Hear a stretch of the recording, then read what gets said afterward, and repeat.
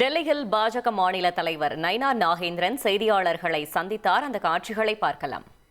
ரெண்டு பேரில் யாராவது ஒருத்தர் வருவாங்க. ஏன்னா அமித்ஷா அவர்கள் ஏற்கனவே பலமுறை வந்திருக்கிறார்கள், மோடியும் பலமுறை தமிழகத்தில் வந்திருக்கிறார்கள். இருந்தாலும் யார் வருகிறாங்களோ அவங்களுடைய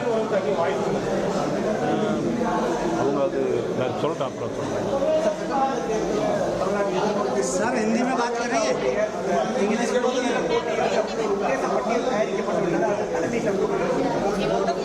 அந்த உத்தேச பட்டியலுங்கிறதே ஒரு தவறான இது.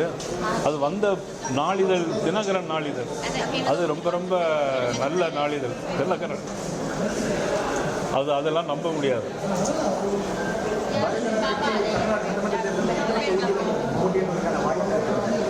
இன்னும் 3 மாதம் இருக்கு தேர்தலுக்கு. 3 மாதத்தில் பல்வேறு மாற்றங்கள் வரும். ஆனால் கூட்டணி என்பது அனைத்து இந்திய அண்ணா திராவிட முன்னேற்ற கழகம், பாரதிய ஜனதா கட்சி. இன்னும் நாள் இருக்கிறது, பிற கட்சிகள் வரலாம், வருவதற்கான சாத்தியக்கூறுகள் இருக்கிறது. இல்லை, இதுவரையிலும் எந்த கட்சிகளும் பேச்சுவார்த்தை இதுவரையிலும் நடத்தவில்லை. இதுவரைக்கும் எந்த பேச்சுவார்த்தை நடைபெறவில்லை. இன்னும் நாள் இருக்குல்ல, அதனால் இப்போ சூழ்நிலைகள் மாறும்.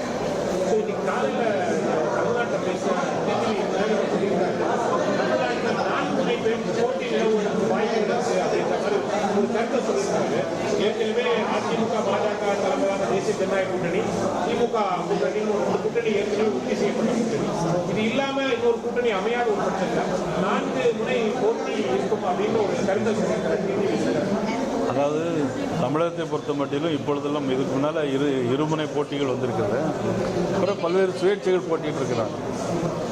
சுயேட்சைகள் யாரும் வெற்றி பெற்றதாகவோ அல்லது இண்டிபெண்டாக புதிய கட்சி ஆரம்பித்தவர்கள் வெற்றி பெற்றதாகவோ பெரிய வரலாறு ஒன்று இல்லை என்று சொன்னாலும் கூட நிச்சயமாக 3 முனை போட்டி வந்தாலும் 4 முனை போட்டி வந்தாலும் நிச்சயமாக தமிழகத்தில் தேசிய ஜனநாயக கூட்டணி ஆட்சி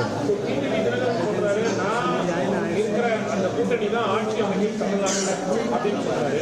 பாஜக தலைமையில நம்ம தேசிய ஜனநாயக கூட்டணியில் வாய்ப்புகள் இருக்கா? இல்லை, அது பற்றி இப்பொழுது ஒன்று கருத்து சொல்ல முடியாது. ஆனால் நிச்சயமாக நாங்கள் இருக்கக்கூடிய கூட்டணி, தேசிய ஜனநாயக கூட்டணி நிச்சயமாக ஆட்சி.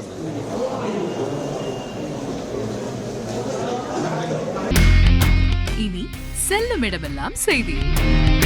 தந்தி டிவியின் வாட்ஸ்அப் சேனலை ஃபாலோ பண்ணினா செல்ல இருக்கும் இடமெல்லாம் செய்தி. இதோ QR கோட், இப்பவே ஸ்கேன் பண்ணுங்க, ஃபாலோ பண்ணுங்க.